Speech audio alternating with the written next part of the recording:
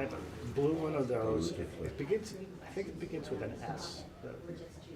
Oh yeah, like I don't remember The name on it. And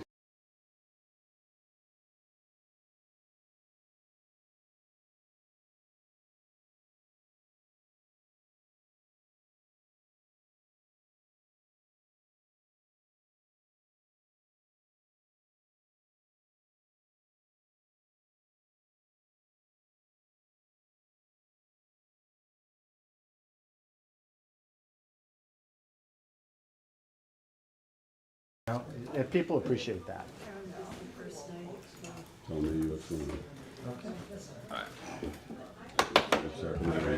How are you? Yes. For another session of this. This one's kind of crappy. You like that for a while? it. Pleasure as always, sir. Good to see you. Lee.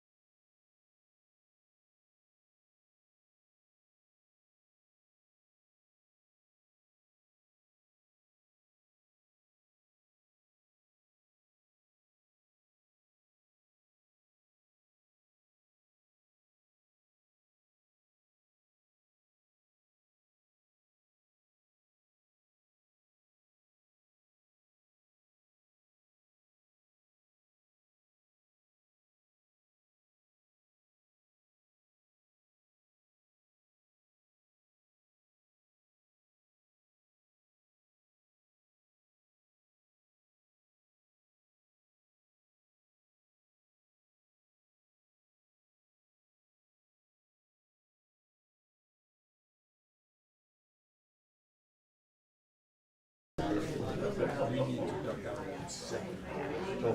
so 1 o'clock you're out of here. So 7 o'clock is good.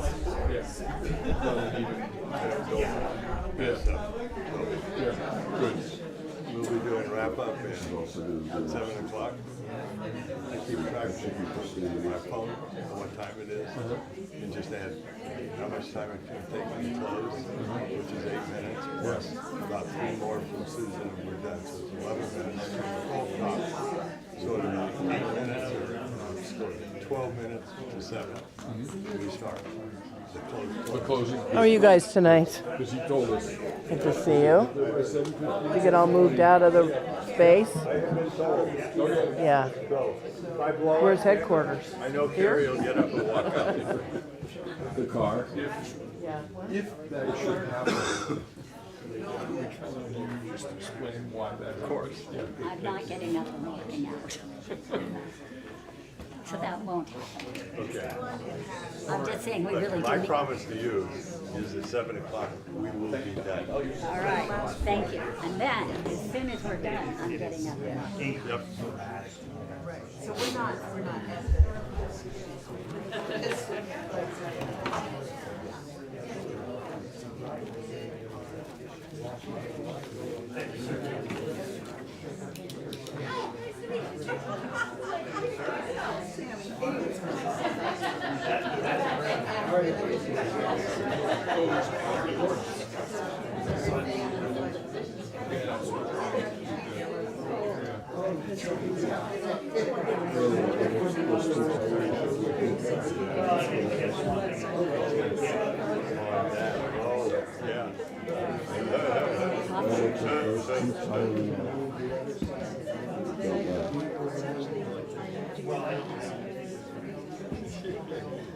Hi, Kari. Hi.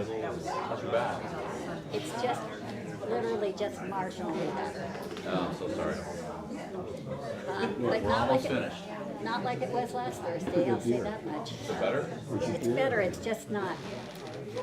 I mean, standing I and felt sitting, like it's, watching you cringe every time. yeah, this is better than that, so. That's good. And I understand that. I'm glad I wasn't on the boat coming back. Yeah. Oh, yeah. No, he was on a different boat. Oh, really?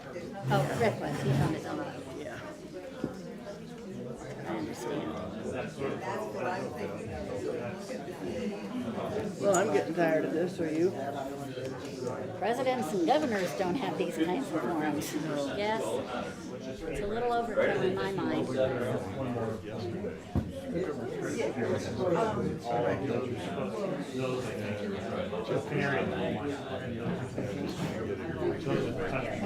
course, this is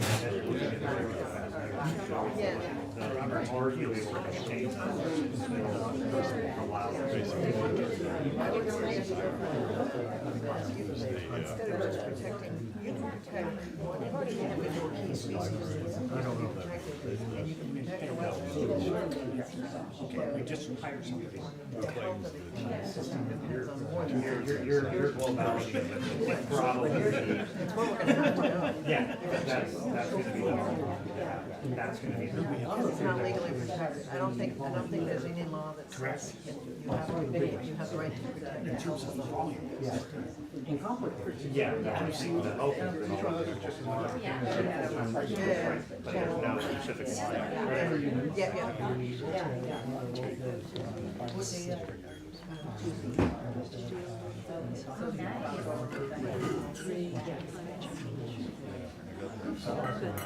This seems to be.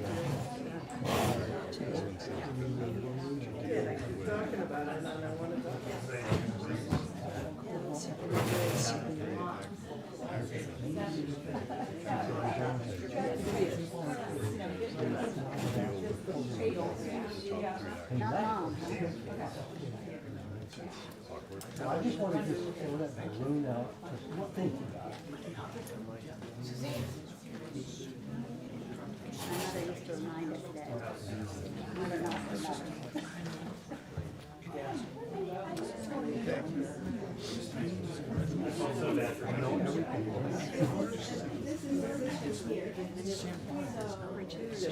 I think we should just go ahead and start.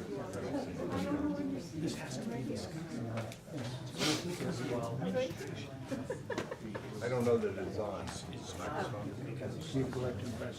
Yes, I remember you from the front. Thanks. They were good questions, by the way. Thank you.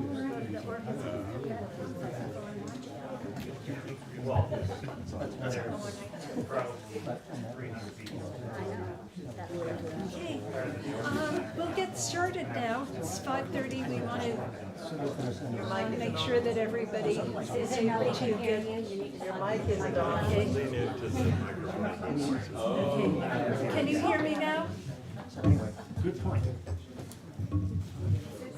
Can you hear her now? Okay. Okay. Good evening, and thank you very much for coming to this candidates forum. I'm sure that you'll learn a lot about the 4 candidates who are seated in front of you. I'm Susan Martin. I'm the president of the League of Women Voters of the San Juans. And the League is pleased to be here in Orcas, and we thank all of those who made it possible. Special thanks to Steve Bowman, who will serve as moderator, and all of the other members of the Voter Services Committee, a number of whom are scattered around the room. The League of Women Voters does not endorse candidates or political parties, but we do encourage informed and active participation of citizens in what's going on in government.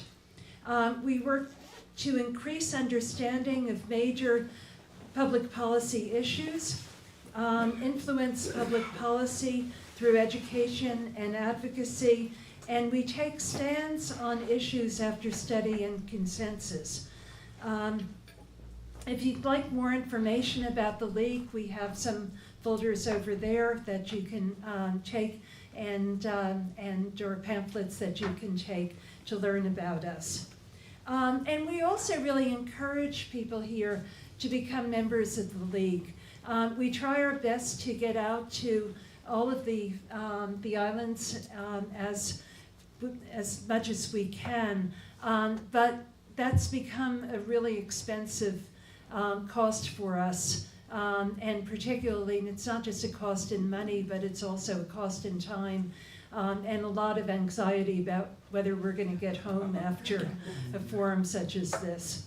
On that, the more members we have in Orcas, the more likely it is that we'll be able to rely on people who are already here to help us in this process, rather than trying to do it from afar. We'll know, for example, if there's another major event taking place on a day when all the candidates and we are available, but perhaps not everybody in Orcas is because of the competing events. But we would like to expand our programming on Orcas and the other islands, and we can't do it if we don't have members in these locations. So I hope you've also signed the attendance list. If you haven't done it on the way in, please do it on the way out, because that's a way that we can communicate with you and let you know when we're having forums and other meetings. Your donations support these public forums. We hope that you will, if you can, contribute something. Any amount of money is really useful for us. And behind you, Barbara Marriott is showing you the box where we take, or the basket in which we take donations. Steve will be explaining the rules and processes we follow in holding voter forums. I'd like to emphasize that we welcome questions from everyone in the audience. There are cards back there. It makes it a little bit easier if we have them in writing, and we're not shifting around from people to get the questions. We will do our best to present as many of the questions that we receive as we can, and to present them to the candidates to do their responses. Where possible, though, we will have to consolidate questions on the same issue if we just run out of time to be able to ask them individually. Given time constraints, though, also, I hope it won't be the case today because we're a bit smaller group than we have had in the past, but if we do run out of time, we may not be able to ask every question that we would have liked to do so. So you can try to reach the candidates after the forum is over if you have questions to ask, but please accept our apologies in advance if your question is not asked. So having said that, again, thank you so much for coming, and I will turn this over to our fantastic moderator, Steve Bowman. Thank you, Susan. Fantastic moderator. Wow, great start. Okie doke. Good evening, everyone. Again, thank you for coming. I'll have to remember I have to rotate all the way around. I guess the middle is not that popular. First thing to do is make sure that your electronic devices are turned off. There's nothing more embarrassing than getting to listen to somebody's preferred ringtone while I'm asking a question of one of the candidates, so just turn it off and we'll all be happy. Or at least put it on silent if you really feel the need for it. Tonight's forum presents all 4 candidates for the county commissioner seats in districts 1 and 2. Candidates are Justin Paulsen and Rick Hughes, Stephanie O'Day and Kari McVeigh. This is a nonpartisan position for 4 years. Ballots are expected to be mailed on the 16th, which is, I believe, today. The format this evening requires careful monitoring of time, and to achieve this, we will use a timer and cards to alert the speakers when to begin, when they have a minute remaining, and when they have 30 seconds remaining, and when to stop. Our timer tonight is Robbie Lawson, and she'll give you an example of the cards right now. Yay, Rob. Okay. Oh, put up the last one. Yeah. That's a great one. Everyone likes that one, sort of. The League of Women Voters expects and requires civil discourse throughout our forums, and all speakers and audience are expected to comply. Please hold any applause you feel you want to give to the candidates until the end. Thank you. The format for this evening will be, each candidate will have 3 minutes to present their candidacy. We'll then move to Q&A, and each candidate will have 2 minutes to answer a question. If a question is directed at one candidate, that candidate will have 2 minutes, and the other candidates may have a minute to add any additional items they think is important for you, the voter, to know about. We'll spend approximately 60 minutes on questions. And then we'll conclude with each candidate having 2 minutes for closing remarks. In my experience moderating these, it's extremely important to keep this meeting to 90 minutes. And as Susan said, if we get 20 or 25 questions, which we have not, we will not have an opportunity to ask each question and have it answered. So we'll do our very best to pick out all the questions that seem relevant for you, the voter, to hear answers from the candidates. We're fortunate tonight to have Jeff Nodell and Jeremy from San Juan's Today, which formerly was CNL2, live streaming the forum. You can review the forum after the event by going to sanjuans.today.com. And please consider supporting San Juan's Today. It's a vital community service, and it's a wonderful event, and we thank them for being here, braving the ferry system to get over and back to San Juan, and they'll be here tomorrow night. They'll be in Lopez tomorrow night doing this again. So it gives an opportunity for islanders on all 3 islands and Shaw and any other islands to be able to listen to the candidates and hear their answers to questions. Please note that the League of Women Voters does not endorse any specific candidate. We're holding this forum so you, the voter can hear from the candidates and be well informed as to how you choose to vote. And now we will begin with Justin, and you have 3 minutes, sir. Excellent. Red light. Yeah, red light.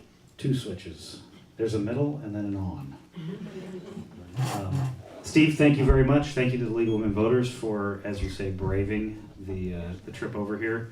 And as I told you guys, if for some reason anybody gets a ferry alert, even though your phones are off, that says the Inter Island is not running, I may step outside to make a phone call because we've got to get everybody back home. My name is Justin Paulsen. I recognize most of the faces in this room, so I'm not going to dive too deep into my personal history, but I came to Orcas Island 20 years ago, San Juan County 23 years ago, as a traveling construction worker. So I came to Orcas living in an RV. We found somebody willing to rent, a very brave landlord willing to rent property to myself and my construction crew. And I lived in the RV and my employees got the house. And in that process, I met my wife. And since then, I've been grounded on Orcas. I just can't leave. And we have raised, scratch that, we have raised 3 children. We are still raising 2 of them. And we've been blessed with 2 grandchildren recently, and we have 2 more on the way as of April. So needless to say, our family is growing.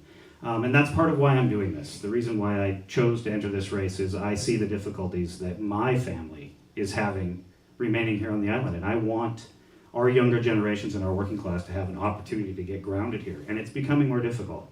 When I came here 20 years ago, it was possible to come here in an RV with a couple bucks in the bank account and find a way to get a foothold. That's becoming more and more difficult to do by the day. And so what we have to do, what we're looking for in the next 4 years in this term, is to figure out ways to help grow our young population, keep them here, because once they leave, it's really hard to get them back, and we need them. I look forward to growing old on Orcas Island. I would like to say that I'll take my last breath here, and I hope that's possible. But the only way that's possible is if we keep working families here and we keep support services here. So I'm running, thank you, Robbie. I'm running with a vision of what we can do to support the future of San Juan County, and we have a lot of work to do. The last 4 years have been very difficult for San Juan County. We've seen an influx of growth like we haven't seen in probably 20 years. And so our policies, we're in the process of looking at the Uniform Development Code. That's a critical piece of how we're going to accommodate growth and how much growth we can accommodate. And we are also in the middle of a comp plan review. And for the first time in the history of the comp plan, we now have a climate and sustainability objective in the comp plan that has never been done before. So that's being written right now, next week. Everybody can come and check it out. It's at Island Market. And I think maybe here, there's gonna be 2 forums. So anyway, I look forward to serving you for the next 4 years. Thank you, Justin. Rick, please, and you have 3 minutes. Well, thank you, Steve, and the League of Women Voters. I appreciate you coming over to Orcas Island. We'll see you again tomorrow night, as we did last week. Also, I wanted to thank the League of Women Voters for the Sounder and CNL2 for the reporting you do. I think it's very important that we provide transparency through both for-profit and non-profit entities to report on local government. So thank you for that work. My name is Rick Hughes. I'm a 3rd-generation Islander. My grandparents came to Orcas with 5 of their friends from Bellingham, and I think it's 38, some friends say it was 42, and purchased a bunch of land with friends. It's called Shorewood, which is right next to Doe Bay. It's kind of funny, we were just at Waldron, and it reminded me of my time in Orcas in the 70s that Waldron does, because it was, everyone got together and built the houses together, and they built the roads together, and everyone would show up when you didn't invite anyone. They'd help you finish putting the roof on, and it was just kind of the old island way, which is part of the reason why I'm here as well. My wife and I run Ray's Pharmacy and Island Life on Orcas, and we've done that for 20 years. As I mentioned, my first trip here, I was 6 weeks old. That was my first ferry trip. I came to see my family at Shorewood, and they tried to put me at work, but I really couldn't do anything that young. So, and my son Ricky is, so I guess he's 6th-generation Orcas on my wife's side and 4th on mine. One of the quick things I wanted to pass along, I'm very proud and very honored to be endorsed by Planned Parenthood of Washington and Northern Idaho, as well as the Washington Conservation Action Alliance. the entire 40th delegation, and Rick Larson and a bunch of other folks in the legislature. I've worked with them for a long time, and the Planned Parenthood is one of the biggest things that I'm really excited about. And it wasn't just to send out an application. I went through a long interview process with them. My wife and I have made Ray's one of the most forward pro-choice pharmacies in the state of Washington, and we're super proud of that work.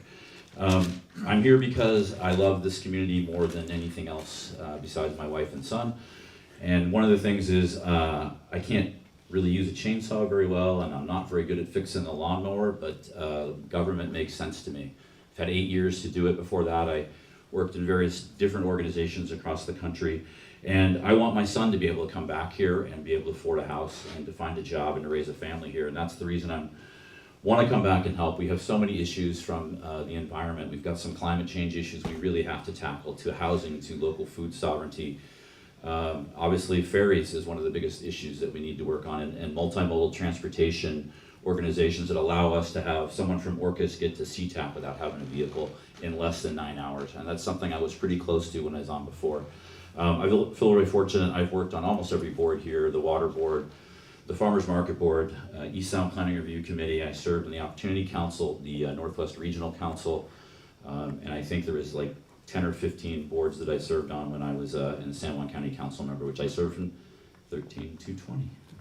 Thank you. Thank you, Rick. Stephanie, please, and you have 3 minutes. Good evening.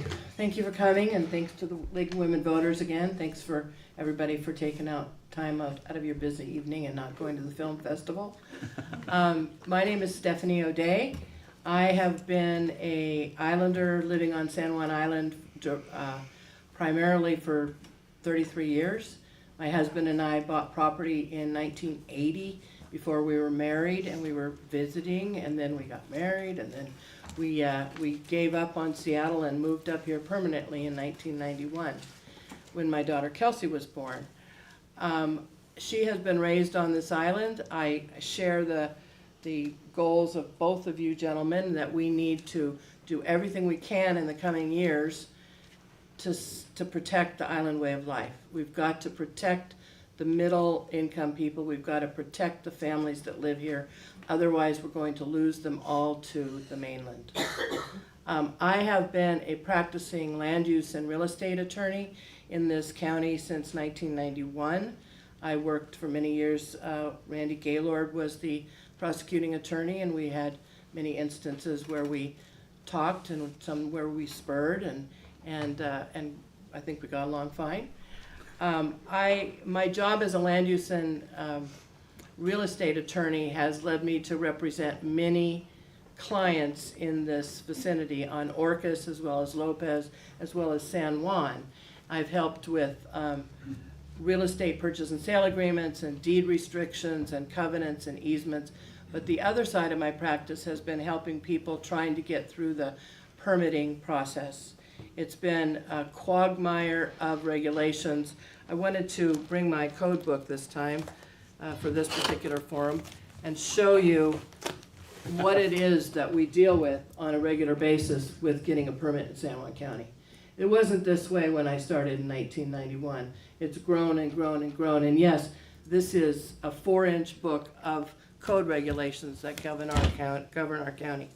We have a lot of issues. Housing, I believe, is the biggest one, and housing is directly related to the problems that we have in the permitting department. I have been entrenched with the regulations, entrenched with the community, entrenched with representing people, trying to get through and build their dream house or just a house or something on their property. And if any of you have had any experiences in the last 3 years, it's been bad.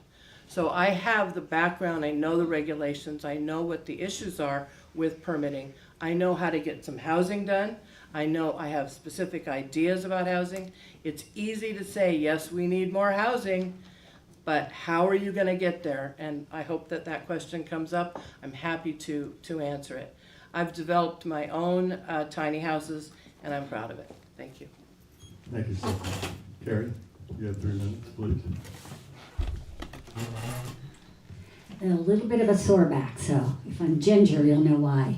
Hi, I'm Kari McVeigh, and again, thank you all for showing up. It's a rainy Wednesday night, and that makes it even more special that you came out. And thanks to the League of Women Voters for hosting this event.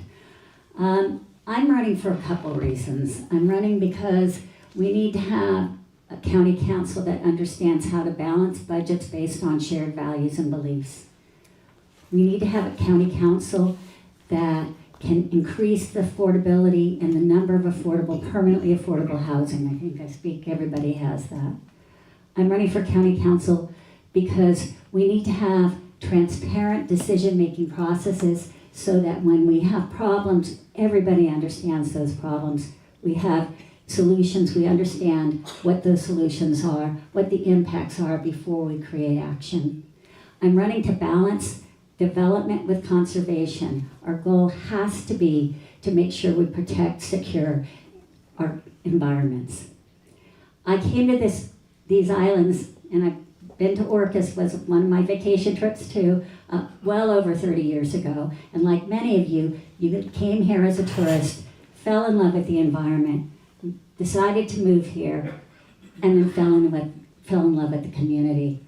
We moved here a little over 8.5 years ago, and I took my I'm old people, I have a long years of public service since I was 20 years old. I've been a teacher, I've been an elementary principal, I've been a director of school reform, I've been an area superintendent, I've been superintendent of large California school districts, and I've been superintendent of smaller school districts, San Juan Island, getting us through the pandemic, closing schools only for 3 days, and right now, Shaw Island School District, the smallest school I've ever been a part of, where we're in the process of building 2 units of teacher housing. Being a county council member requires a depth and a breadth of leadership skills. I bring those skills to this position if I'm elected. I want to take those skills of transparency, of inclusivity, of team building, of facilitation, so that we can have government that actually represents what people want and what people need to hear, that they feel like they've been heard, they feel like they've been seen, and they feel like they've been understood. That's why I'm running. Thank you, Kari. We'll now move to questions from the audience. And the first is regarding growth. What are the limits to growth in this county? How would you define future limits in a comprehensive plan and implement them in the development code? And I'd like Rick to begin this, please.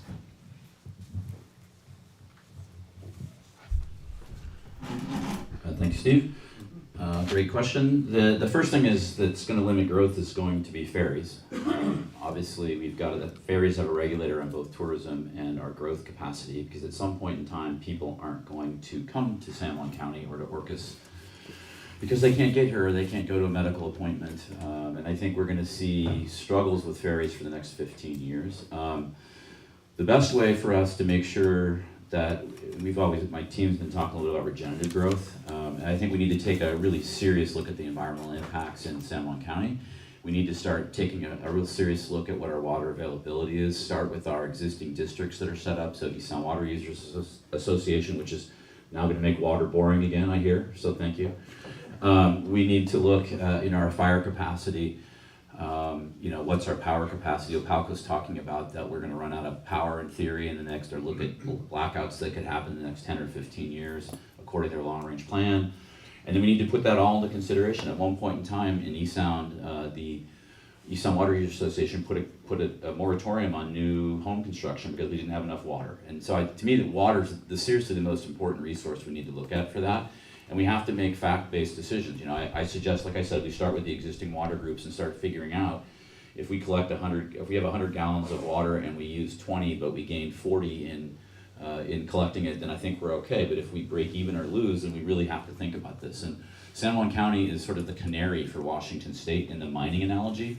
If we can't figure out how to have enough water to sustain our current population plus whatever our planned population growth is, without any tributaries, how is the state of Washington going to function? So the most important thing for us to do in our code is to start putting requirements on or expanded requirements on water access, tracking our water availability, and starting to think about our power consumption and where it's going to take us. We've gone electric on almost everything, but now Bonneville is going to start changing what they offer us and the cost we do, and are we able to catch up? So renewable energy too. Thank you. Justin, please. Thank you. So development limits are interesting because you start to bump up against property rights, because people who have bought property here have an expectation of their ability to develop it. So what we have to do with the development code is we have to start looking at where is growth capacity available. And the term that I have been using is something called equitable growth. And it reflects back to talking about those folks who are coming to the island who are the working family population, who are looking to get a foothold. Growth is really easy if you come here with enough money. You can push yourself through just about any barrier that's in front of you. But if you have no resources, it's almost impossible to push through those barriers. And it's really difficult for our affordable housing providers when we don't have a functional system that allows them to push their permits through in a reasonable manner. Kidder Way up the road, which is funded by our county home fund, it took them over a year just to get the permits, to get 10 homes done. They've got 40 people waiting for those 40 homeowners waiting for those 10 homes. I can't tell you how many people are involved. There's families tied to that. But that's a difficult situation. In terms of looking at the comp plan and our capacity, currently we do population analysis kind of looking forward, and the state helps us set those numbers. We have to start asking our comp plan to reflect back on resource availability. Because we can talk about water, but we have to talk about water in every neighborhood. Because there's parts of Orcas Island specifically where water is amazing. We have an amazing quantity of water. There's other parts of Orcas where there's still growth capacity available, where there's no water. It doesn't make sense for us to increase growth in those areas where the resources don't exist. So we're gonna have to talk about some resource reallocation around the island, and we're gonna have to talk about density and how it relates to making sure that the density is actually developing in the right resources. So the comp plan needs to reflect back to resource availability. And that's gonna spread into renewable energy, that's gonna spread into our sewer treatment capacity, and it's really gonna require coordination with our service providers. And that's what we have to ask the comp plan to do. Thank you, Justin. Kari, you have 2 minutes. Mine. We're just going down the road. Oh, well, I like to change. Mix it up a All little. right, well, that's good. Keep us on our feet. Yep. You know, I'm listening to Rick and Justin, it's a little bit of ditto here. We cannot have more growth without determining what our resource capacity is. What I know across our islands is that we have 7% of the water that comes through precipitation is how we get all of our water, and 7% is what gets into our groundwater, and the more development we have, the less that is. 22 years ago, we had a recharge rate of 14%. Sustainability was 20%. We have a new study going out as we speak. I'm waiting to hear when it comes in. I think we all are. But chances are it's not going to be better than 14% it was 22 years ago because we've had so much more development. So we have to think about our resources and our capacity. We're going to have rolling blackouts. That's been predicted. We have Bonneville that is, everybody wants renewable energy. That's where we get ours from. It's gonna not be around long. So we have to look at where we can grow to make sure that we have the capacity for that. We need to look at permitting. We need to make it easier for affordable housing permits, for plans that have been pre-approved. I've lived through the teacher housing in Shaw, the permit nightmare. We need to streamline it, and it needs to be predictable. It needs to be published. And we need to look at densities in our urban growth areas and where we have the money. So I'll leave it at that. Thank you. Kari? I would like to emphasize the fact that we have a plethora of regulations that govern growth. We have, starting from the Growth Management Act that was a directive in 1990, the San Juan County Council opted into. We have created a 57-page critical area regulation, set of regulations that's single-spaced. We have water requirements already. In order to build a home, you have to prove water on your home, for your property. Anybody who's going to subdivide a property, say in one piece into two pieces, has to prove 1,000 gallons a day per per unit that's available on a 18-hour basis pump test. Yes, the state is trying to do some sort of a water availability study, but it is not going to be conclusive in any way. Why is that? Because we have some islands that have great wells on them, and we have some areas of the island that absolutely do not. That's going to limit growth just in its capacity and just in the regulatory manner. Yes, we do need to regulate. The county is not going to allow anybody to build a house unless they have water availability, okay? We need to also look at renewable energy. Solar has been a big deal on San Juan Island. Everybody's fighting about where it's going to be. There are other locations for solar besides this place on Baylor Hill, where they want to put it, such as on the top of landfills. I talked to the town of Friday Harbor, Denise Kulseth, who I work with regularly, and she was offering to change that solar location to the landfill that's on San Juan. So that's awesome. Also for power, they're looking into tidal power possibilities. That looks really good to me, is the opportunities that might be available with tidal power for our islands, because for obvious reasons. Ladies and gentlemen, it's all about balance. It can't be one way or the other. It has to be balanced. Thank you. Thank you, Stephanie. Another question from the audience. This is regarding taxes. The county has economized and eased an impending budget shortfall by holding current salary levels and reducing its employee work week to 32 hours. How would you deal with budget limitations while restoring and maintaining county services? And Kari, would you please start? One of my favorite topics, budgets. So one of the key aspects about budget development is that you have to have budget development. You have to have a process by which departments and the county get together with the community, determine what their values are around budgeting, form follows function, and what the priorities are. And to do that, you have to engage the people in the different county departments, and you have to engage all of us in determining what those are. I've done this with $100 million budgets. Our county manager presents a budget to the council. The council's responsibility is to approve that budget. It's also their responsibility to ensure that the county manager is following some kind of a development process that will engage the citizenry, will establish what our priorities are, what our values are, and then we monitor. You have to inspect what you expect. So it's not enough just to say, okay, we passed the budget, and then watch it dissolve in budget amendment after budget amendment. We need to be monitoring as a council, we need to be paying attention to what's going on with the budget, and we need to make sure that it's values and priorities that we've established for the departments, for the county as a whole, are represented in the budget that we're passing. We do have a budget that is a budget cliff that's approaching.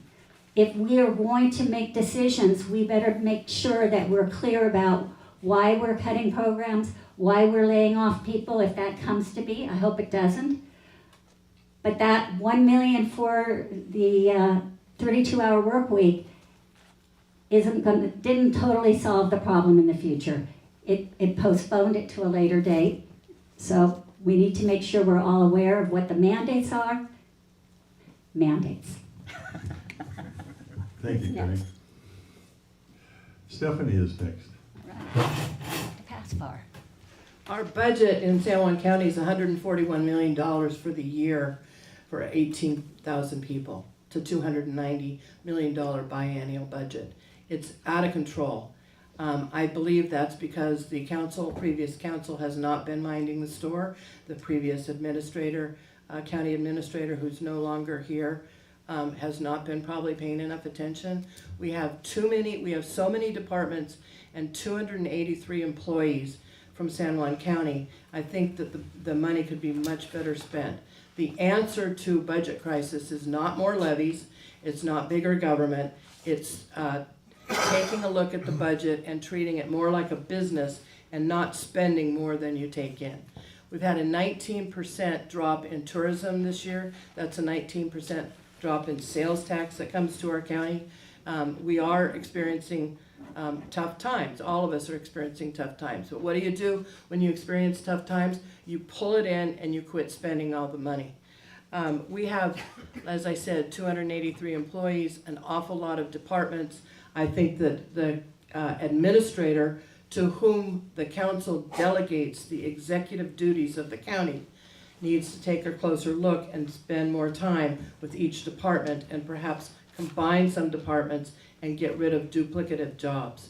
Because the county departments are in large part acting like little fiefdoms. They don't work with each other, they don't give notice to the public about issues, and it's resulting in a lot of turmoil and divisiveness. Thank you. Thank you, Stephanie. Justin, you have 2 minutes, please. Thank you. So the word mandates came up. Government, we have mandates. We have things we must do, and that's essentially in law. And so the first thing you have to do is, what are the mandates that you have to perform, and what do those cost? Once we've got that box checked, then what we're talking about is what are costs and what are impacts. And what we're looking for is opportunities to have the greatest impact on our community for the least cost. And so you have to identify all of those priorities. We have to sit down with all of the departments, with all of the stakeholders in our community, and we have to decide what things are important to us. We have to look at those, and then we have to decide, can we make an impact that's worthy of that cost? I believe the question said, what are you going to do to restore services to the county? There's some things that we might not be able to restore. We're going to have to look at the budget really critically, and it may be that some programs fall off the list. Anybody who went through COVID, anybody who had anything in the social services world during COVID knows that there was money flying around that was crazy. A lot of people didn't know what to do with it. They were grabbing that. The county is no different than that. We got a lot of funds through COVID, and we developed a lot of really great programs. But guess what? That money's gone. And now we're back to our tax base. So we really have to look hard at those programs and see what we can do to, if we don't want to cut it, at what level can we actually support it? And then we may have to turn to our community to help us support some of those services. If the values of our community say that that service is required, then we're going to have to go out to our NGOs and our nonprofits and ask them to help support those services. But from a county budget standpoint, my main focus is, what are our mandates? We have to meet our basic services. Thank you, Rick. Thank you very much. Just a little bit of clarification. So part of our budget is actually really good. So the fund that everyone's worried about, the shortfall, is called the general fund, and it's the most unrestricted funding term that we have. So the land bank fund has a lot of money in it, the rainy day fund has a lot of money in it, the affordable housing fund has a lot of money in it. So was mentioned the $140 million annual budget. 40 to 50% of that, and government math is kind of weird, but 40 to 50% of that is not spent, it's savings. So you have to have an ending cash balance and then a beginning cash balance. So you have to show that it was spent, but it's really all this fund balances in the restricted funds that we have. So it's something to think about. So we're really focused on the general fund, which pays for employees. When I was in office, we had a triple A minus bond rating. We had the debt of the county was under $9 million. We had hold the line budgets for 8 years. And we did a really good job. And the interesting thing is, you know, in the last 3.5 years, the county manager's budget has gone up $1 million, from $890-something thousand to almost $2 million in 4 years. That's insane. So we have to run, in my opinion, we have to go and take a look at all the things we're doing. We need to go out to the community, and we did this when my first year in office in 2013. We had what was called community conversations. And we sat down with everyone in the community and said, what's important to you? Is the park on Shaw important to you? Is Moran State Park important to you? Is East Sound Green important to you? What do you as a community want to have? And then we need to go back. We need to hold ourselves accountable to, meaning that when we have lead levy lifts, we hold them to 6 years. So we have to come back and prove that we're using your money correctly. And staff doesn't like that. I love the 32-hour work week because it's been almost impossible to hire people.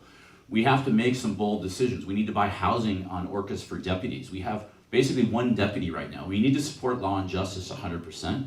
There may be areas or things that we need to be more efficient on, and I'm going to stop right now. Thank you. Thank you, Rick. So I assume Stephanie's next? No, you should not.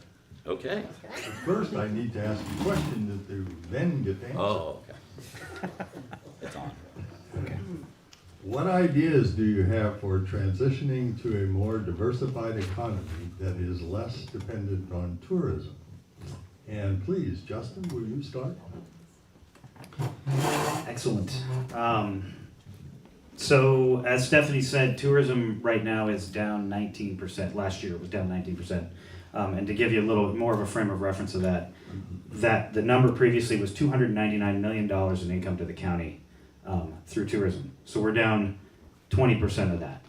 And as we look at what the cause of that was, Rick is dead on. It's likely ferries. You have to kind of do some causal connections there, but when you realize that ferry service has essentially failed us for the last 2 years, you can see where that's at. So this need to transition our economy in as many ways as possible is really important. I'm proud to say I'm part of the industry that has taken over the top spot in terms of economic driver in the community, and that's construction. And when I say that, everybody says, oh goodness, not a contractor running for county council. But part of construction is energy efficiency. The first thing, I was one of the first contractors in San Juan County, actually with Doug Poole from over on Lopez and David Myland over on San Juan.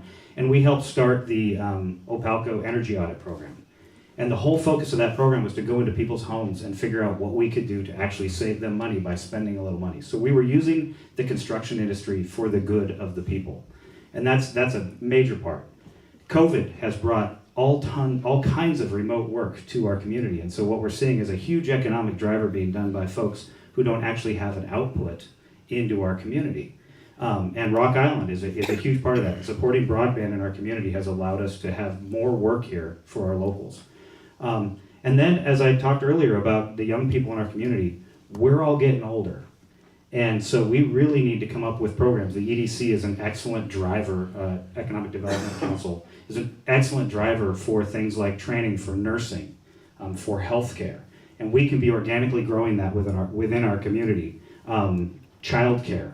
There's good jobs to be had doing these things within our community. And it's up to the San Juan County to support that. Thank you. Well, Rick, we're back to you. Great. And you have 2 minutes. Thank you. So I think the question was transition to less tourism-based economy. I mean, the first thing is, does the economy necessarily have to grow?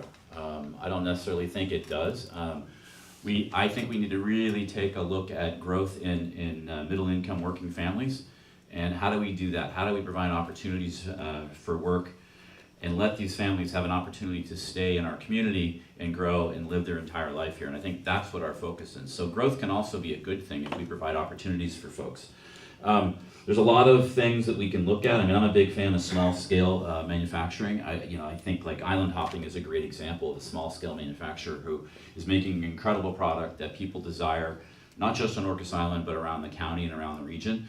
Girl Meets Dirt, she's one of my heroes. She has done such great work in getting stuff in New York. I mean, and that's part of how we augment tourism a little bit too, is that why can't we create products that represent the best of our island and export them? So you can either have an opportunity through the internet to see cool things in our community, but also have a taste of the island. The sea salt program, San Juan Sea Salt, is another great example of something. So I think small scale, environmentally safe manufacturing is an interesting way. The wireless stuff was a project I worked on with Rock Island when I was in office, and we had this joint use wireless ordinance which allowed us to set up the towers that we put out that allowed this LTE wireless mesh network to happen. And I think it worked. We brought a lot of people. My goal back then in 2015 or something was, how do we bring $100,000 a year jobs to San Juan County every year? That's a good and a bad thing. It's kind of the old Boeing effect. If you bring a lot of high-paying jobs here, then it will automatically help support things like local government, shipping, freight, the grocery store, et cetera. So those are the kind of environmental things. And then I think renewable energy. I mean, look what Rain Shadow's doing. They're booked 5, 6, 7 months out on projects. So how do we work with Opalco and other folks to get access to all the grant money that's out there to help build us as like one of the premier areas for renewable energy construction, development, and deployment in the entire state? Thank you. Just an aside, Rain Shadow's booked out a year. Is it a year? At least. Wow, Where am I going? I think me. Let's see, you are going to Stephanie. Yes, thank you, Stephanie, for picking up the mic. You have 2 Well, you're minutes. so welcome. So what drives our economy? Tourism drives our economy and construction drives our economy. The contractors right now have families, middle-class families, middle-income families, and they're not doing well. They need to be busier. If we could loosen up those regulations and a balanced regulatory environment, it would allow more contractors to have more jobs and build more things. That's assuming we have the water. We have a lot of part-timers who've moved here during COVID, and they've bought up a lot of big houses on the shoreline and around town, but they do not contribute to the economy. They do their work on their computers at their home, and their headquarters is in Seattle or somewhere else, California. You know that as well as I do. That's been a problem, and it is driving up prices so that our families are going to be leaving if we don't do something about it. We've got to loosen up childcare. There should be childcare opportunities, but on San Juan Island, we don't have childcare opportunities for all. It's just not affordable. It doesn't exist. The childcare people cannot get staffers. If the county should be helping with that, we've got a plan, or trying to put together a plan together for San Juan Island to allow everybody to have childcare, which would increase staff. If you have more childcare, you've got less people staying home with the child, and you've got more people available for the workforce. So it all goes back, ladies and gentlemen, to land use. We've got to loosen the rules, balance the rules. Another thing that I think could be driving our future economy is agritourism. I had the great pleasure of going on the farm tour here at Orcas a couple of weeks ago, on San Juan another week before that, and I was so impressed. Yes, the Land Bank Lum Farm is wonderful, so are the other farms, and they do their best to provide products for our economy. Thank you. Kari, you have 2 minutes, please. So I think the question was, how do we diversify our economy so as not to be so reliant on tourism? Correct. Our economy is like a tapestry, and we have to be very, very careful. If we pull one thread, the whole thing could fall apart. And our predominant driver right now is tourism. And as has been previously said, we're down 19%. But tourism drives a lot of other things as well. As been said, it drives construction, it drives the trades. I too am in favor of more agro-tourism, and it's already something that's happening with the Visitors Bureau. They're talking a lot about that. The thought of having us become a second home for remote workers only is not going to solve our problems. What we need to do is to make sure that the tourism we have is the tourism we want. It's the kind of tourism that protects our environment. I don't think she was applauding me, but I do think she was getting a fly. That the tourism we want and the tourism we have are the same kinds of tourism. Tourism shouldn't be a bad word. It needs to be the right kinds of tourism that protects our environment. I read a thing about the Audubon Society, and I love this, is that they're the best tourists ever, because they go out of the cities, the villages, and the Sound, East Sound, and they walk through forests and environments with binoculars looking for birds, and then they come back and spend their money in the Sound, in the towns, in the villages. We need to think about tourism that supports the environment in which we want to live. And then other thing comes from it. Our tradespeople are getting older. I'm not talking about anybody in this room. But EDC is doing a great job of trying to build young people to get trades. We need more tradespeople. We can't get them if the solar farm's a year to get them out here. We need more. Stop. Thank you. I don't know where it's going. Here's another question from the audience. As a member of the county council, what will you do to make sure immigrants are able to integrate into our communities? And Rick, would you handle this first, please?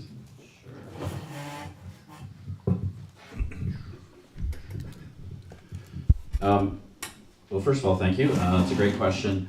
When I was in office, we passed an immigration bill, and I think it's a really important pathway that we've done. In San Juan County, to me, every person who is here as a community member, and it's not my responsibility to figure out if they're citizens or not. It's my responsibility to protect them and help encourage them to be part of our community.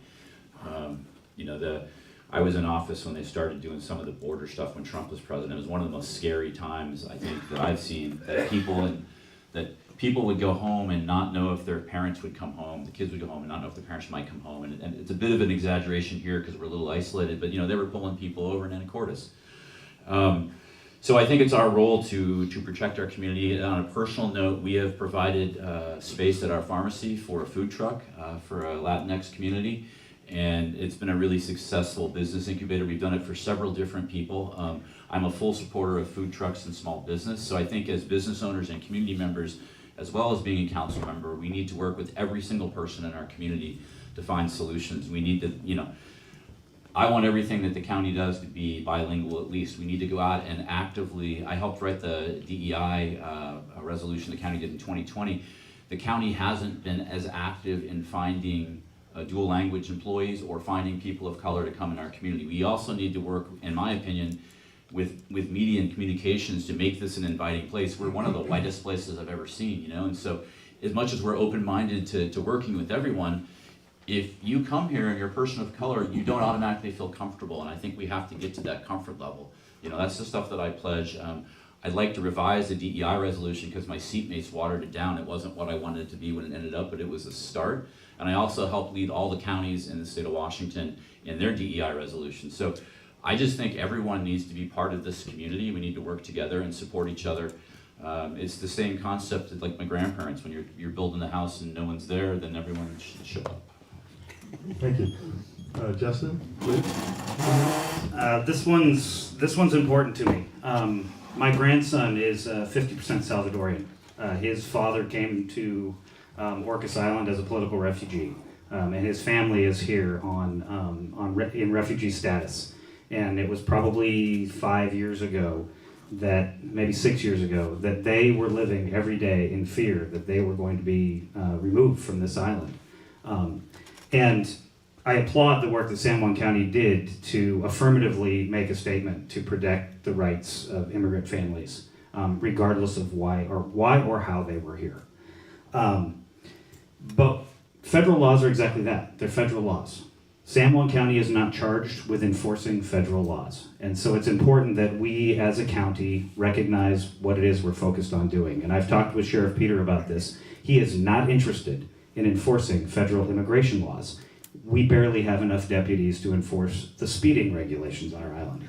So let's focus on what we're supposed to be doing, and let's make sure that our communities of color feel represented and feel important in our community, because honestly, our community would fall apart without the immigrants that are here and working really hard to serve our needs. Rick mentioned DEI. I'm really proud of the DEI initiative that we're working on in the Parks Department on Orcas. We're the first junior taxing district to pass we've gotten through the mission statement, which we've managed to pass, and we are working on creating a all-inclusive DEI initiative that we can hopefully take to other organizations and taxing districts within our community. And our focus really is to have one universal initiative that every district on Orcas can adopt so that we as a community can speak with a single voice and a single focus. All of those things come together to basically saying that we have to recognize each other's humanity. And on county council, that is the first thing that as a county council person, when I look you in the eyes, I want you to know that I recognize your humanity. Thank you. Kari, would you please go next in 2 minutes? Sure. I think the biggest thing to think about with our immigrant population is they are us. They aren't separate from us. They are us. And I don't know, looking around this room, that too many of you didn't come here from your families from someplace else. I'm second generation. And I live with the stories of what it was like to be different than the other and become the other. And actually, as a gay person, I understand what it feels like to be other in a lot of other ways. We have to make sure that people feel like they are us. And to do that, we must have empathy for their situations. I totally agree with our our enforcement laws that we're not ICE, we're not looking for you to take you someplace else. You are very much us. Diversity is our strength, and if we're going to make it our strength, we also have to have inclusion. Inclusion means bilingual services. It means going out into our Latinx communities and finding out who they are. Because guess what? They're not all the same either. A Mexican American is different than a Salvadorian American, which is different than a Cubano. You have to know who you're talking about. You have to let them tell you who they are. So I want us to be much more inclusive. We are very white bread. If we could appreciate our diversity, if we could bring those people into our fold to help them see that they are us and we are they. Thank you. Stephanie? Stephanie, you have 2 minutes, please. I love the Hispanic community. I've dealt with them for years. I go to Mexico routinely. I speak Spanish. I have a housekeeper who's from Mexico, and her family is very near and dear to me. She and her husband have 2 kids. One of them was born in Mexico, and one of them was born here. And the one who was born in Mexico was born when Mom had been living in the States. Her mom in Mexico had cancer. She went back to visit Mom and had a baby, then came back to the States.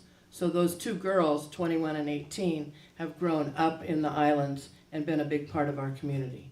I love them dearly. We have 8.1% Hispanic of our community is Hispanic. We don't have many other immigrant races that I know of, and included in the Hispanic community are people of different countries, of course. I do not believe that, I agree with the fact that the sheriff is not going to be enforcing any sort of federal laws, because that was different 5 or 6 years ago, and it was horrible for the Hispanic community. They would only take certain ferries to go to Anacortes because ICE was waiting for them, ready to haul them off. And I had a personal acquaintance who was hauled off and sent back to Mexico, and it was horrific. We should not do that. That is a completely different thing than what's happening down at the border with Mexico right now, which is a train wreck. That has got to be changed. We can't allow people to keep coming in, 10, 20 million people all the time that are unchecked and put out in the community without any hope of assimilating, because they're fugitives. It's not fair, it's not right, and it's got to be changed. But back to our islands, again, we've got 8.1% of the school kids are Hispanic, and yes, they learn pretty well when they're very young how to speak English, but that's not enough. Thank you. Another question from the audience. There's a conflict between accommodating projected housing needs based on population projections and living up to our vision statement to protect our rural, slow, quiet way of life and protect the environment. How can we manage these conflicting obligations? And I'd like Stephanie to go first, please. The town of Friday Harbor is required to put primarily our urban growth in that area because it's our urban growth area pursuant to the Growth Management Act. So most of our growth is going to be in the urban growth areas such as East Sound, such as town of Friday Harbor, and that's the way that it should be. However, we do need to balance out opportunities within the county to build additional housing, because it's not happening now. It's not affordable now. It's you have a 5-acre parcel, you maybe can put a guest house on it if you win the lottery, if it's only 1,000 square feet, if it's 100 feet from the house, and that's not cutting it. I think that we need to loosen the regulations. I've been saying this along our trail, to allow additional housing within the rural areas of our community. Not a lot, not everybody, not every lot should have a guest house, but we should have the opportunity to put tiny houses, modular homes, manufactured homes, something that's affordable on a second property, on their property, so that the person who owns that property has income from renting it out, and we provide another place for someone else to live. Sorry, excuse me, Kari, please. 2 minutes. I think that's the tension, isn't it? Stephanie's right. We have urban growth areas, and that's where we have to have most of our, additional homes. But we do have to figure out if we have the resource capacity to build as many homes as we may need. And there are some ways to do that. We need to work better with the town of Friday Harbor. We need to work better with Lopez Village. We need to work better with East Sound so that we can ensure that we can build homes where people have walkability and we're not endangering the environment the way we are if we push everything out. I think it's really important to figure out some places where we can. I agree that we should look at loosening the restrictions of ADUs so that they could be 1,000 feet away, but they need to be tied to permanently affordable. If they're not tied to permanently affordable, they're just making somebody else a lot of money, and they're not helping us solve our problem of permanent affordability. So we need to also have them listen to tight enforcement. We have, I think, we're supposedly on the books 2 enforcement people in the county. I'm not sure if we have one yet. One was on leave, and I'm not sure they hired the other one. But if we inspect what we expect, there's a chance that we can make sure that it's done correctly. So pre-planning, making permitting easier for permanently affordable homes, permanently affordable ADUs, that will help. I think the other thing is that we need to constantly, every time we look at building, we need to make sure what the environmental impact is, and we need to take that incredibly seriously. I am still worried about our resource capacity, and so it's going to be a continual tension every time we build, every time we try to make more for the people here. We have to make sure that it's done in a way that it stops. Thank you, Kari. Rick, would you please go next for 2 minutes? Yes, thank you. I think it's a great question, and it's, as Kari said, it's the million-dollar question: is how do we increase affordable housing while not impacting the environment? I think the first thing we need to figure out is that what is our current need and shortage of affordable housing that we're at, and where we project it to be with our population growth over the next 10, 15, 20 years. I also think that the key thing that the state lets us do is set up in urban growth areas, and urban growth areas are going to be concentrated areas where there's already development, plus there's already infrastructure. So yes, it's expensive to sign up to get a new power membership or new water membership or new sewer membership, but it's already there. So we need to look at better use of densification. For example, the Race Pharmacy building, it's zoned R40, which means 40 units per acre. So we have 3/4 of an acre, so that's 30 units. I could never put 30 units on that building. It'd be the right place to do it with a multi-use structure because we have outdated rules. I already have built environment for parking in your car. I'd have parking per square foot. So if I wanted to put housing, then I'd have to take parking away, and then I couldn't add the housing. So there's a lot of things that we need to do to clean up in our development code to make it easier to build. We need to make, again, I think we need on the permanently affordable projects, the county needs to have a priority to get these projects done. So if we talk about how important affordable housing is, then it should go to the top of the list for permit approval. While at the same time, we need to make sure that we're cognizant of the environmental impacts. But and we need to invest in our local infrastructure, water department, counties work with the water department, even though it's a membership group, as well as other taxing districts. And I think one of the key things that we need to do too is that we have to focus on the built environment, but also look at ADU options, again, permanently affordability. We need to really work with farmers. If we talk about wanting to have food sovereignty, so why aren't we looking to find the right places to put farm worker housing? And we already have great legislation on rural cluster density. So how do we work to look at the options that we currently have? And then I think we just need multi-use buildings are where we need to go. We don't have a lot of that in town. And as much as I think it's someone's right to have a house in town, I don't think it's the right thing to do with that real estate. Thank you, Rick. Steve, I need you to ask the question for me again, if you wouldn't mind. Not at all.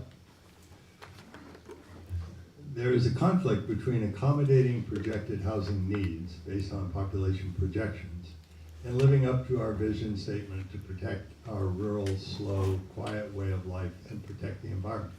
How can we manage these conflicting obligations? Perfect, thank you. That was that was what I had in my notes here. So I think the first part of that is, let's talk about the vision statement. I've only got 2 minutes, so we're going to talk about it very shortly. But the vision statement is what basically says that our community should be rural. It should be agricultural. It should be slow. I believe the word slow is in there. And how do we accommodate that and also accommodate growth? San Juan County is really unique. We have one really cool mechanism, and it's the land bank. The land bank allows us to actually preserve that rural, slow environment. And the land bank is a tool that helps us meet the needs of the vision statement. So that right there, and I'm sure this question is coming up later, so we'll dive into that later. But that's one way that as a county we can help to meet the focus of that vision statement. How do we also maintain that rural feel? We talked about density. On our parcels right now, if I build a 4,000 square foot house in East Sound, it counts as a unit. If I build a 400 square foot house in East Sound, it counts as a unit. So what we have to do is, in our development code, we have to start emphasizing what we want that density to look like, because theoretically I could build 10 400 square foot units in East Sound, and it would be more cost effective than building that one 4,000 square foot house. And for a lot of the younger members of our community and the senior members of our community, that's what they're after. What they want to do is be able to stay here affordably. It's more energy efficient to build in this manner. It increases your long-term affordability in that unit, and it helps to accommodate our growth. So there's lots of things we need to look at, but ultimately as we go through the comp plan process, we are required by law to reflect on the vision statement. And so as we start to redo our development code, that's going to be our guiding light, and that has to be where our laws come from. Thank you. We had a number of questions regarding the land bank, so I'm going to kind of coalesce 3 or 4 into 2.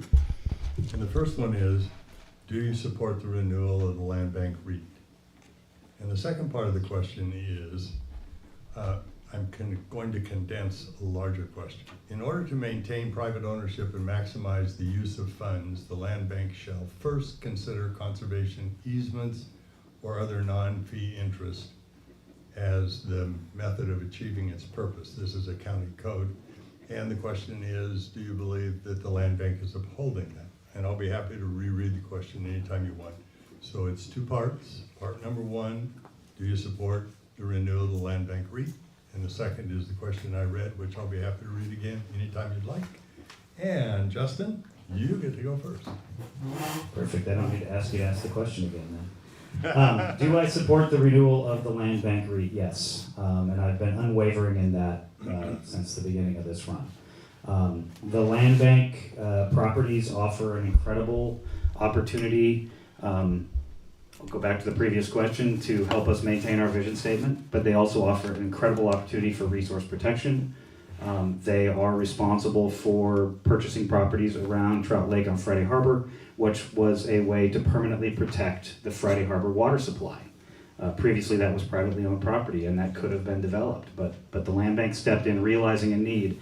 And it's an excellent example of a partnership between the land bank, between San Juan County, and between the town of Friday Harbor, actually working together.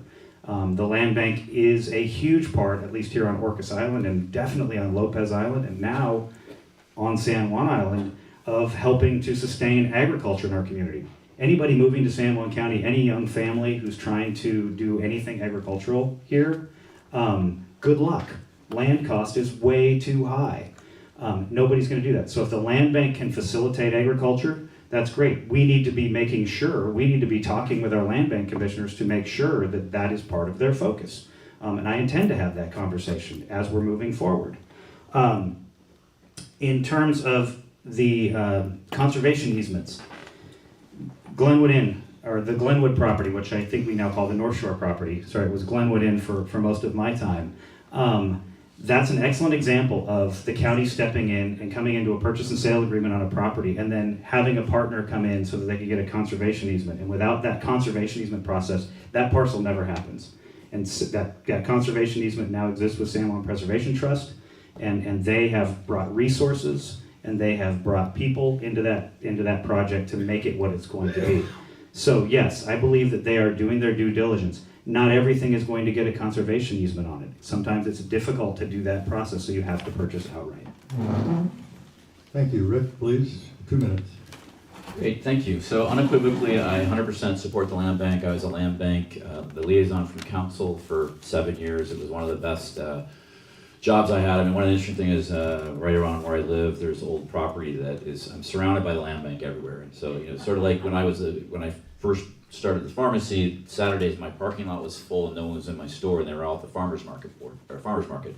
And I got grumpy, and so joined the board. Then I realized how important that the farmer's market is for the core of who we are. And it's the same thing for the land bank. It's just, to me, it's one of the most important things that we do, not only because it's got the 0.5 REIT attached to it for affordable housing, but not everyone can afford waterfront property or open space to walk in. And I think nurturing your soul is one of the most important things in this community, regardless of your economic impact or ability. And so the land bank offers just glorious vistas. And you know, in the outdoor shop, people come in all the time and ask like, oh man, Turtleback was so great.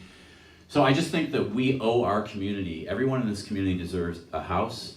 They deserve access to food at an affordable rate. They need to have a good employment situation, and they need culture. And I think the land bank and our natural beauty is what culture does. So it's the best thing, I think, that, and we should be proud of it. We're the only county in the state that does that. On the side of the, I think the conservation easement part was the origination many, many years ago when the land bank didn't have a lot of revenue, and they were looking for as much ways to protect our community as possible. And so I think the conservation easement part was the beginning of that. I was part of a really great conservation easement thing. We took the Argyle lots in Friday Harbor, and the county bought it from the land bank and shifted it over. That is a great example of what that would be. It's, again, one entity to the other, but it took a piece of land and preserved it, and now it's able to be affordable housing. So I have no issues with the land bank. I think they're doing really great work, and it's a real honor to have had the chance to work with them, and I look forward to doing it again. I think we should be open arms supporting this land bank resolution and make it happen. It's one of the most important things for San Juan County. Thank you. Thank you. Stephanie, would you take 2 minutes, please? Well, this is a loaded question because I'm not going to just answer unequivocally yes. I'm going to answer yes, I like the land bank, and I think the land bank should continue, but I think that it needs to be modified. I think that its mission needs to be modified. I think it's gotten out of control. I think the vote on it right this year, when it still has 2 years left to run, is premature, because I would really like to see the land bank and the county council and the powers that be sit down and figure out a better direction for the land bank to go. Yes, of course, we love our land bank. We love our trails. We should put maybe bike trails on there instead of fighting about it on San Juan Island. The land bank did buy the Argyle property in the town of Friday Harbor a few years ago, okay? But the land bank's mission is to conserve and maintain properties. So what are they doing buying a property within the town limits of Friday Harbor? That's the urban growth area. So what they did, I applaud what ended up happening in the long run here, is because the San Juan County Land Bank figured out a way to buy this property in the town of Friday Harbor. Is it going to be a walking trail? Is it going to be conserved? No, it's going to be affordable housing. It was sold to San Juan County proper from the San Juan County Land Bank. I don't know what the price was, and the San Juan County just leased that property, the entirety of that property, for 40 affordable housing units for $1 a year to the Home Trust, to San Juan Island Home Trust. That's a good outcome, okay? Why don't we do more of that? Why doesn't the land bank buy more farming or put more conservation easements on farmlands and help farmers like the Lum Farm over here? That's wonderful. Why can't we do a transfer of development rights? If the land bank buys a big piece of property that had the opportunity for somebody to build 20 houses on it, why can't that be transferred, those development rights be transferred to the population? Thank you, Stephanie. Kari, you have 2 minutes, please. Unequivocally, yes. The land bank is one of the greatest gifts that this county has ever had. As Rick said, we should be proud of it. We're the only one in the state. It is a huge bonus. Every member of our communities across all of our islands must always have the right to go into nature, to experience the shorelines, to experience our mountains, to experience the marshes. And to the extent that the land bank has done amazing things by leasing their land to farmers, that has helped create a little bit more of our own sustainability in terms of food, that's even better. And that's how they did it. And by the way that the land bank was able to buy the Argyle lot is because part of their mission is to maintain historic nature. And so that's how they did it. Just buying something else isn't necessarily historical. Their commissioners make those decisions. It's not the county council that makes those decisions. And so I have to commend the commissioners for the land bank and for all the work that they've done. And I am unequivocally again in favor of it. Gives us affordable housing, and it ensures that in future generations, my grandchildren's grandchildren might be able to look at these islands and see why we fell in love with them 100 years before. Thank you, Kari. This is going to be the last questions. Unfortunately, we're going to be short on time. A lot of good questions were not answered. I'm sorry for that. But the candidates will be available, I believe, for you to ask those directly to them. Our final question is, has your sense of island priorities changed during this campaign, and if so, how? And Kari, would you start with that, please? No. Okay, well then. End of that. No, I think, no, they haven't changed. And what I'm happy to tell you is that I've had, right now it's over 120 individual sit-down meetings with different people across our communities. And in those meetings, it has only brought home more and more every day that affordable housing, that people need to feel seen and heard. They're not feeling seen and heard, and most of our problems come from a lack of engagement that, for me, is easy to fix. Affordable housing, transportation, transparency in our decision making. There's a feeling amongst people that we have a budget that nobody gets, nobody understands. We don't know how decisions are made. We don't understand what the impacts are. And I'm hearing that time and time again. So no, it hasn't. So I guess I don't need 2 minutes. Good. Thank you. Stephanie?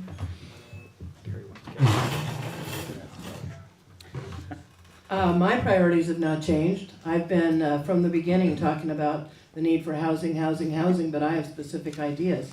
It's very easy to say we need housing.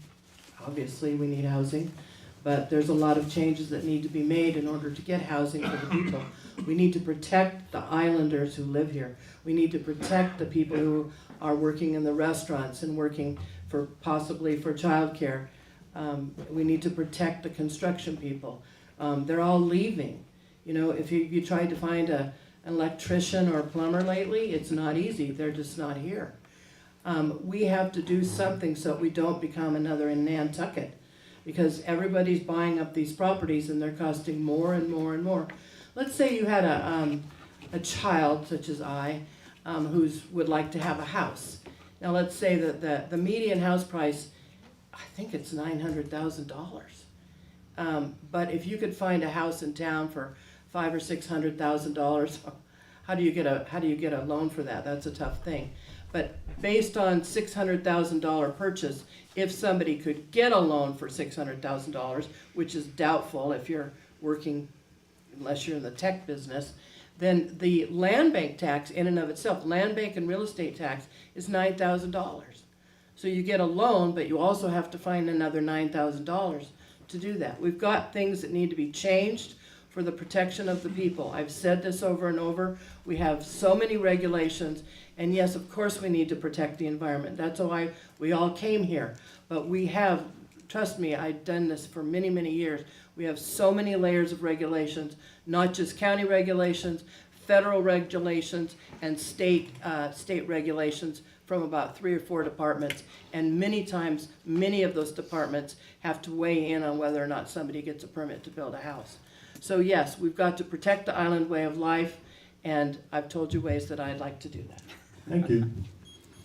Justin? 2 minutes, please. I also don't think my priorities or the priorities that I'm hearing from the community have changed. And part of why I'm running for this position is I've been out in the community working on these priorities for probably the last decade and truthfully for the last 20 years.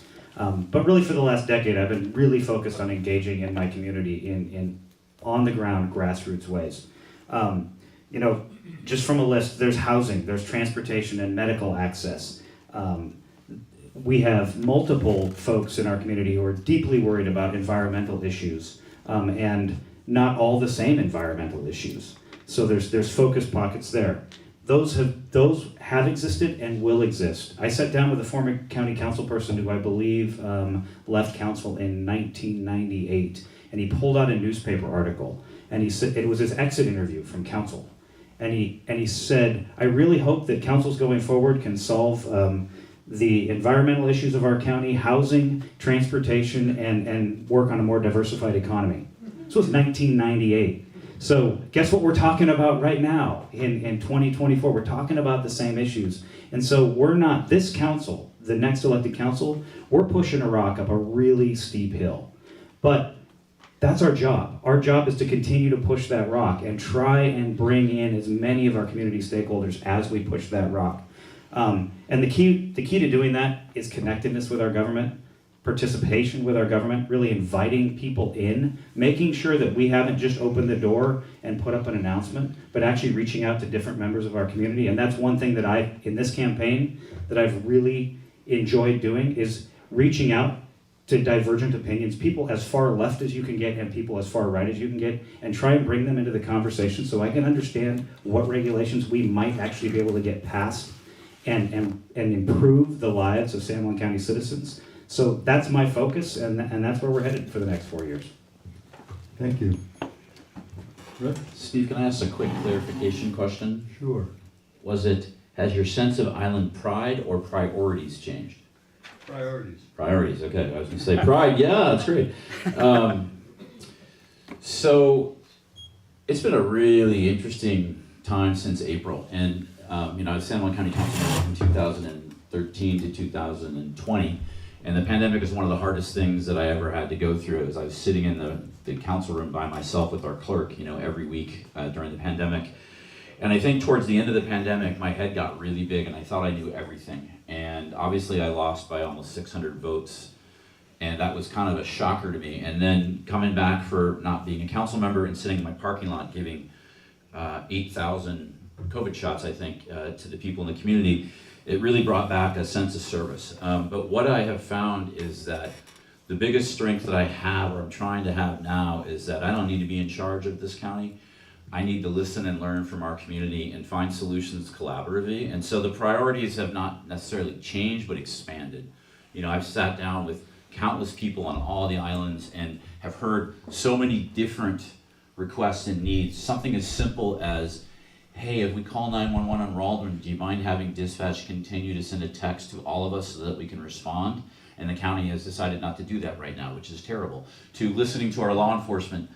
A friend of mine who's the number 3 guy within the deputy's office, and he responded last night at 9:30 to a call because we don't have enough deputies. So the priorities that we all have talked about tonight, ferries and housing and the environment and growth and everything, we just need to listen. We need to find good solutions. We need to check our egos at the door and work with every community member here to try to find a balance. We need to be the best county in the state of Washington. I felt like we were when I was in office, and we can do it again. We just have to work together. We have to listen to all of you, and we all have to come together and be civil and try to find solutions that can really make this community change for the better. And it's not going to be easy, but you know, we have a great community that can do almost anything. Out of the box, in the box, normal, different, and I'm stopping. Again. While you're standing. While I'm standing. We're gonna move to closing remarks. Closing remarks, okay. You get to be first for 2 minutes. Oh my God, great. Thank you very much, Steve. I wanted to again thank the League of Women Voters and the Free Press that's here. I really appreciate the Sounder and the Journal and the Weekly. And, did I say it wrong? No, so thank Okay. you. Oh. Yeah. And the work that the League of Women Voters is doing to cover events that aren't being covered, so thank you very much. And then obviously CNL2, and it's hard for me to say, San Juan Today. San Juan's today. So thank you for the free press. I think it's so important, and thank you to all of you that have taken time and are not at the opening of the Film Fest again, so thank you for that. My goal is to make San Juan County boring again. Government needs to be open and transparent. We need to listen to all of you. We need to give a voice to everyone in our county, even if we don't agree with it. And your council members need to take the time and not make decisions until it's time for that decision. I bring 8 years of government experience, 20 years of business experience in this community, 20 years of private sector work, and probably 40 years of volunteer work in almost any section or field, from outdoor education to senior housing to senior health care to renewable energy support. I've been doing this a long time. I care about everyone here in this county. Besides my family, there's nothing else. And this is literally the best job. I was very fortunate to work for ESPN for a decade in the early internet. And this was the best job I've ever had. And it's one of the, as I mentioned earlier, one of the few things that really makes sense to me. I love budgeting. My seatmates used to make fun of me for, they call it sales math. So we'd rip through a budget and I'd go, hey, this is the answer. And it'd be like 90% correct most of the time. And it would drive Jamie Stevens crazy. But we need leaders who can address complex issues in a fast way and in a collaborative way. And I have the experience in leadership. I've got friends up and down the river in all 39 counties that will work together. We have built coalitions in the past and we'll do it again. I have legislators that are begging me to come back so they can work and help work with San Juan County again to be a partner and a leader in the great state of Washington. So thank you very much for the opportunity, and I look forward to serving. Thank you, Rick. Justin? Thank you, Steve. Thank you to all of the aforementioned folks. I won't run through that list. I'm running for this position because I think San Juan County is in a position where what the people of San Juan County want is they want somebody that they can trust. Somebody that they can trust will listen to them. Somebody that they can trust will consider the perspectives of every member of our community. And somebody that they can trust will make the best decision in that discussion and not be unwilling to look somebody in the eyes and say, we can't quite do that right now. I can't promise everybody in this room that I can achieve every goal that you want. And that's my promise in this candidacy. I promise to make no promises. What I'm going to do is listen to you. I'm going to consider your perspectives. I'm going to consider the needs of our community, and we're going to make the best decision. And we've talked about budgets, and it's going to be difficult because there's some things that we just aren't going to be able to do. But we're going to talk about it, and we're going to work through it, and we're going to see what the outtakes from that are. In the past several years, I have committed all of my free time to service to the community. I'm the chair of the Ferry Advisory Committee. I've been a commissioner for Orcas Park and Rec for 10 years. And probably later tonight, I'm going to go online. I'm going to take my referee's exam so that I can travel between all of the high schools and referee high school basketball, because we have a shortage of referees and they're not coming out here. And so without people stepping up to do that, we got to get it done. I'm proud to say that my endorsements, the people who support me, are your neighbors. Some of them are in this room. A lot of them are not in this room. I didn't put out a list of names. What we asked our people who were endorsing me was to give me a phrase. Tell me a story about why you support me. And I'm very proud to have the endorsements of several past council members, Rita Miller, Howie Rosenfeld, and I'm pleased to announce that today I received the endorsement of Christine Minnie and Cindy Wolf. So I believe that those past council people have made a statement. Thank you. Kari? 2 minutes, please. All right, and thank you, League of Women Voters, and for all the people who braved the weather and just getting out of a nice, warm, cozy house, doing whatever you do in an evening to be here with us. And I'm also going to just take a second to say that if you need to speak with me after, I need to catch a small boat that doesn't want to go too far in a really dark, rainy world. So you'll have to catch me on caryforcouncil.com, and I promise you I'll get back to you.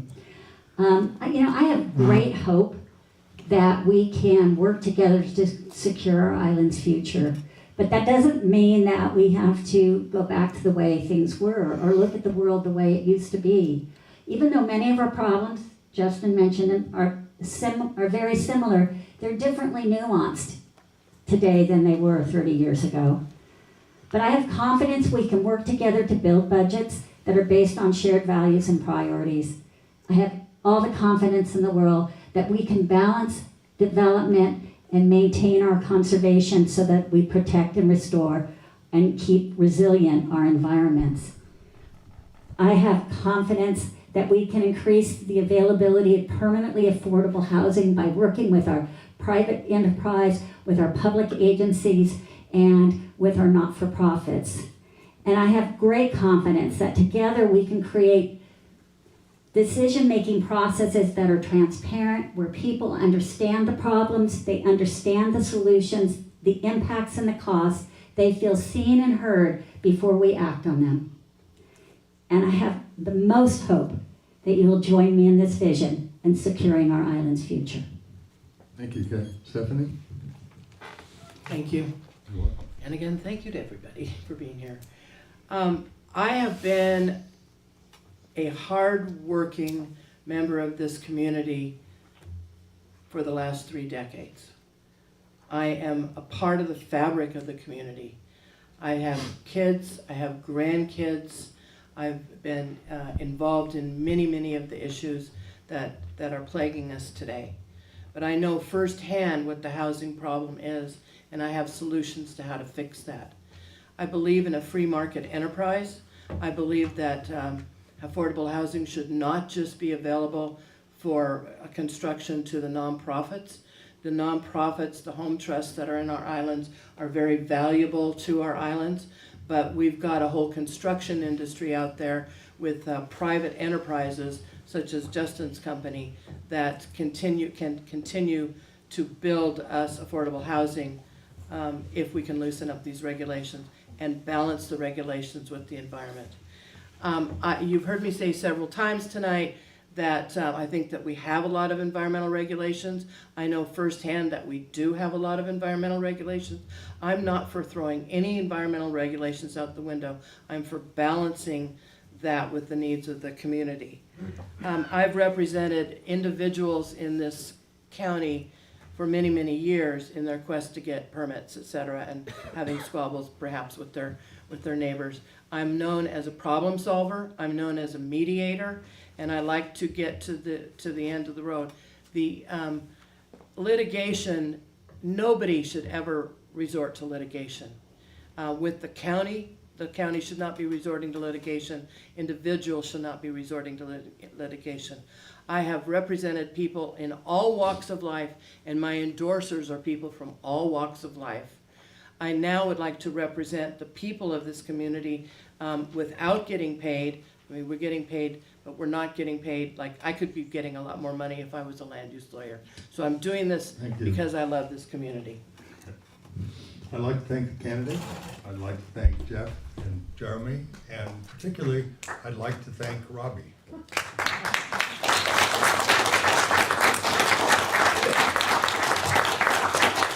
And Kari has to scoot out the door, so off you go. And I'll turn it back over to Susan for some final remarks. Thank you, and thank you so much, everybody, for coming and joining us in this voter forum. And I want to thank all of the candidates for being here, and good luck, Kari, in getting to your vote. And also let me give my own thanks to San Juan's today, because our ability now to have these forums live streamed and also recorded means that what we're seeing in this room is only a fraction of what can be seen in terms of really significant participation in the elections. So please let your friends and neighbors know that they can watch the forum on CNL. The same problem that my colleagues did. And as I mentioned before, we have volunteers who are happy to receive your contributions. Their contributions help us continue to serve the entire county. And my final words are, be sure to vote no later than November 5th. And good luck. Thank you.